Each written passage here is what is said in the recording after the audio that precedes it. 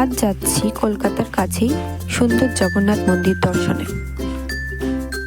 দমদম থেকে মাঝেরহাটের ট্রেন ধরে খিদিরপুর স্টেশন থেকে বাইরে বেরিয়ে ডান দিক দিয়ে 5 মিনিট হেঁটে গেলেই প্রথমে পড়বে এই সুন্দর শিব মন্দির,